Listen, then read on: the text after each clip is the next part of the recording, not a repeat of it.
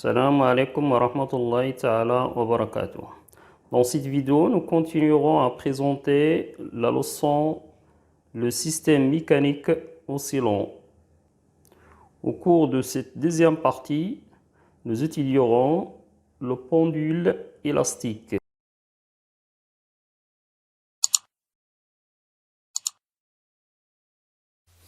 Bon, nous commençons donc par l'étude expérimentale du pendule élastique qui constitue d'un mobile de masse petite m lié à un ressort de sphère non jointive de masse négligeable et de raideur K fixé à un support. Bon, au début, le solide est soumis seulement à deux forces P et R, tandis que le T est égal à 0. Bon, lors de cette étude expérimentale, on néglige les frottements. Sur ce repère position en fonction de T, on va observer l'enregistrement du mouvement. Donc on écarte le système de sa position d'équilibre et on lâche son vitesse initiale.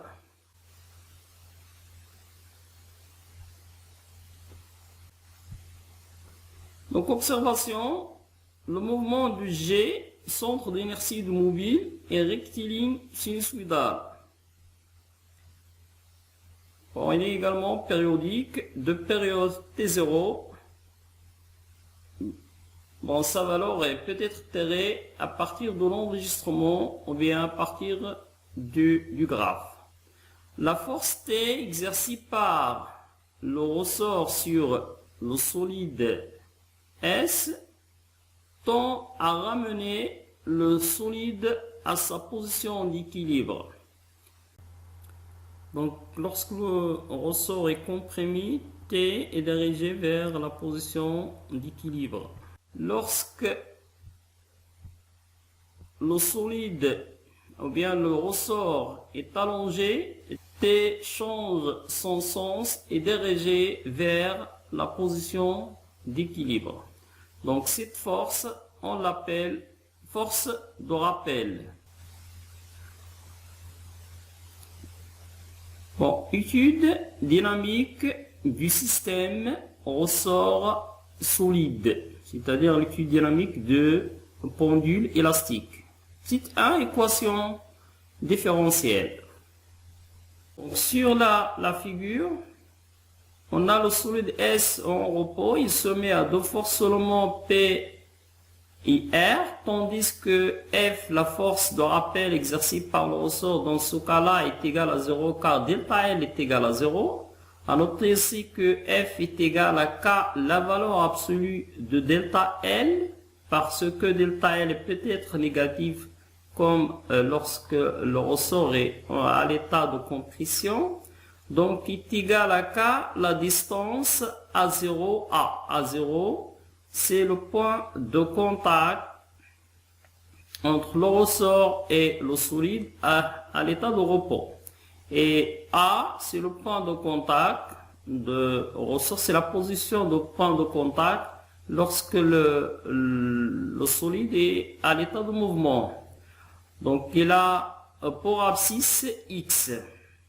Bon, l'expression de vecteur F est égale à moins K à 0A. Pourquoi moins? Parce que F est le vecteur A0A en deux sens opposés. Soit dans le cas d'étirement de ressort, ou bien dans le cas de compression de ressort. Donc F a le sens opposé de A0A. Et l'expression de A0A, c'est l'abscisse de A moins l'abscisse de A0 fois I. Et l'abscisse de A, c'est X. L'abscisse de A0, c'est 0. Donc, c'est-à-dire A0A a pour expression XI. Soit donné que le premier cas ou bien le deuxième cas. L'abscisse de A0A, c'est XI. Alors, l'expression de vecteur de F est égal à moins KXI dans les deux cas. Et moins KXI représente l'abscisse de f sur l'axe OX. Donc, if de x donc est égal à moins kx. Bon, selon la deuxième loi, on a sigma de force extérieure exercée sur le solide S est égal à la masse du solide fois l'accélération AG. C'est-à-dire P plus R plus F est égal à MAG. Donc, pour passer de l'égalité vectorielle à l'égalité algébrique, donc on fait la projection de cette expression sur l'axe OX. Bon, c'est-à-dire Px plus Rx plus f de x est égal à MAX. Donc 0 plus 0 moins Kx est égal à Mx de point.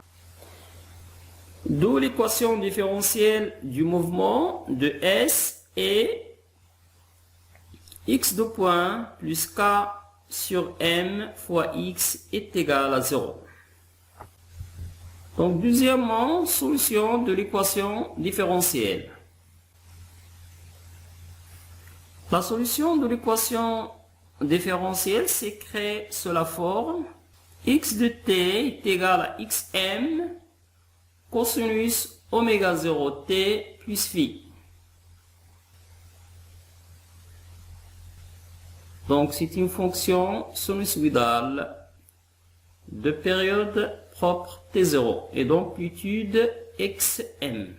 Bon, x de t représente l'élongation qui a une valeur algébrique en mètres et qui dépend bien sûr du temps. Xm, l'amplitude, ou bien c'est l'élongation maximale en mètres. Donc, on peut déterminer sa valeur à partir de la graphe ou bien à partir de données. Phi représente la phase du mouvement à t égale à 0 en radian. Bon, sa valeur est déterminée à partir des conditions initiales du mouvement. Oméga 0 représente la pulsation propre en radians par seconde. Elle est en relation avec la période propre T0, telle que T0 est égal à 2pi sur oméga 0. Troisièmement, la période propre du mouvement. En remplaçant cette solution, c'est-à-dire x de t, dans l'équation différentielle de mouvement x de point plus k sur m x de t, on trouve que oméga 0 est égal à racine carrée de k sur m, alors T0 est égal à 2p racine carrée de m sur k.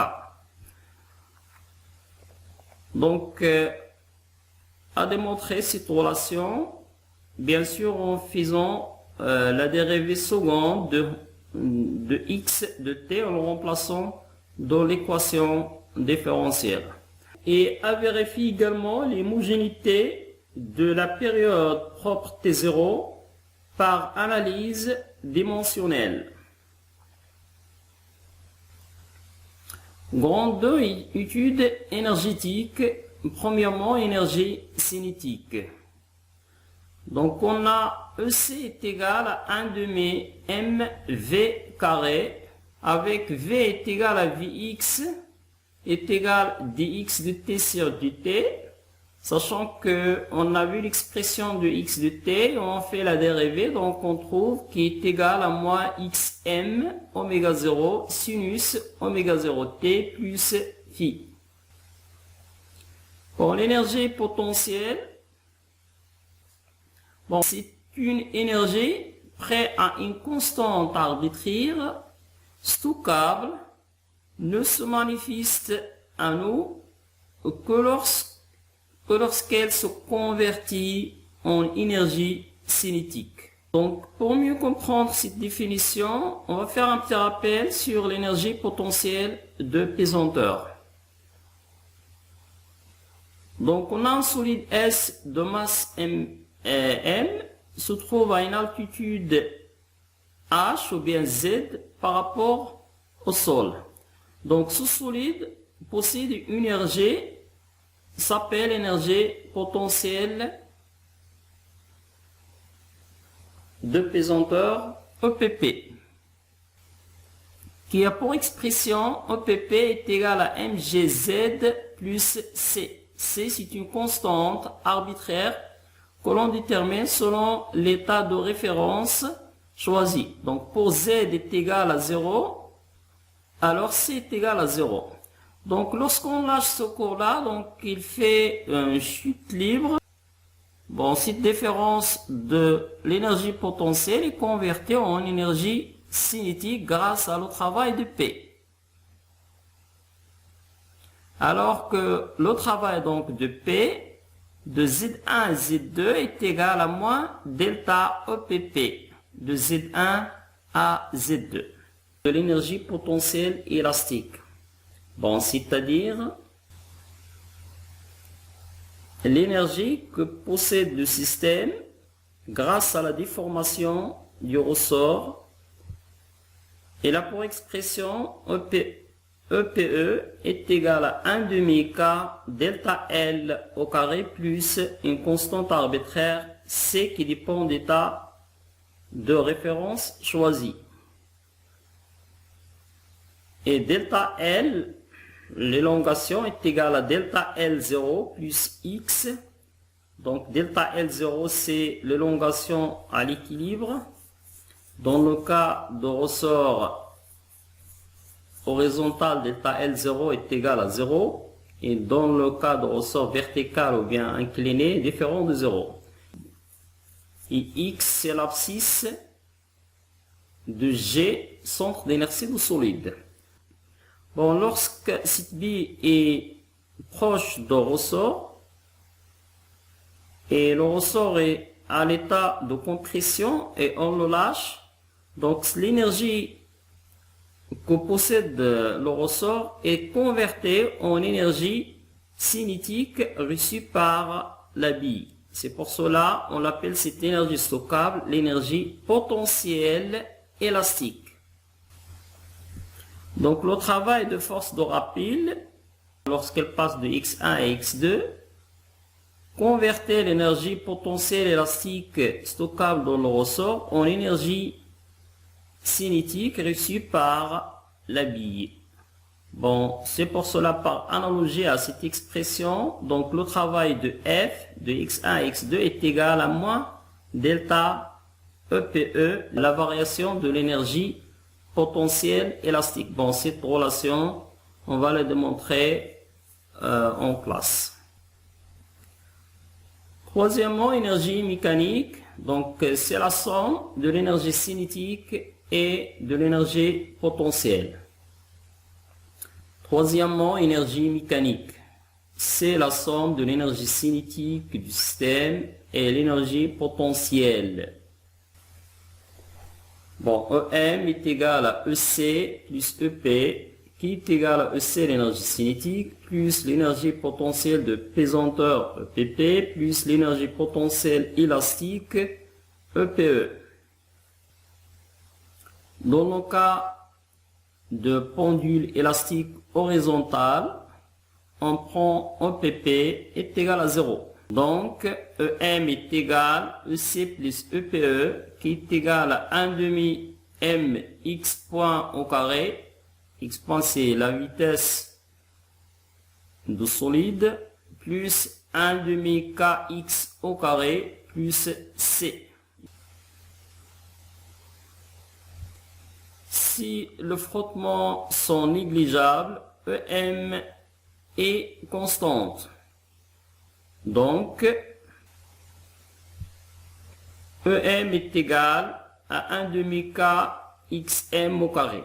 À démontrer cette relation en remplaçant X point par son expression et X par son expression. Rappelons que X est égal à XM cosinus oméga 0 T plus V.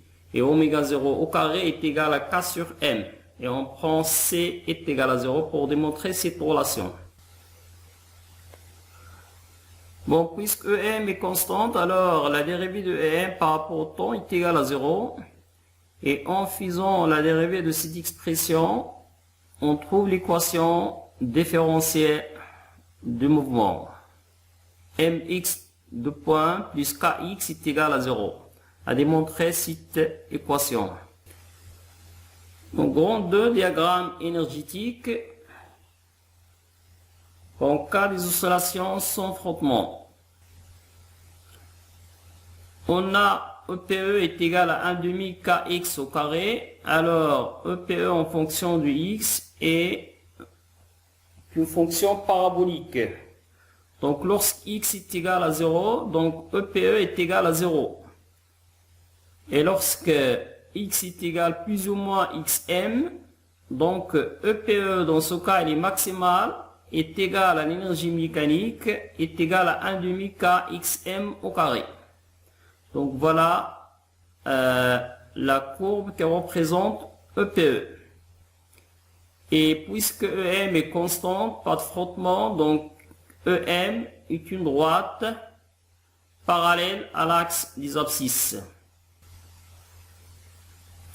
Et pour l'énergie cinétique EC, donc EC est égal à EM moins EPE. Donc en remplaçant EM par son expression, EPE par son expression, on trouve que 1 demi kxm au carré moins x au carré.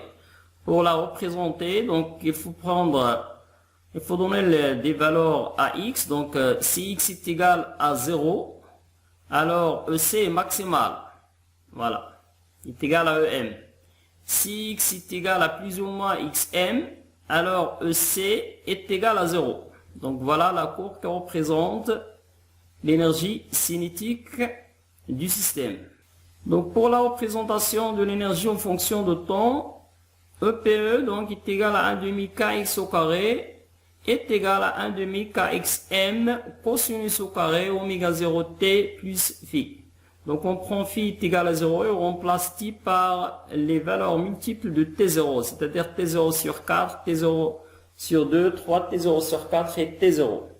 La même chose pour l'énergie cinétique, EC qui est égal à 1 demi mx point au carré, qui est égal à 1 demi xm au carré, m, oméga 0 au carré, sinus au carré, oméga 0 t plus phi. À noter que oméga 0 au carré est égal à K sur M. Donc la graphe de différentes énergies du système est sous la forme là. Par exemple, pour l'énergie potentielle, si T est égal à 0, cosinus au carré 0 est égal à 0. Donc EPE il est maximal, est égal à l'énergie EM, qui est égal à 1 demi kxm au carré. Pour t est égal à t0 sur 4, donc t0 fois oméga 0 est égal à 2p sur 4, c'est-à-dire p sur 2, donc cosinus au carré p sur 2 est égal à 0, alors l'énergie potentielle est égale à 0. Par contre, l'énergie EC, donc, elle est maximale. Et ainsi de suite. À noter que la période d'échange d'énergie T est égale à T0, période propre du mouvement, sur 2. Deuxièmement, cas des oscillations avec frottement. Dans ce cas, l'énergie mécanique EM diminue jusqu'à ce qu'il s'annule. شكرا على انتباهكم وإلى اللقاء مع درس جديد بحول الله.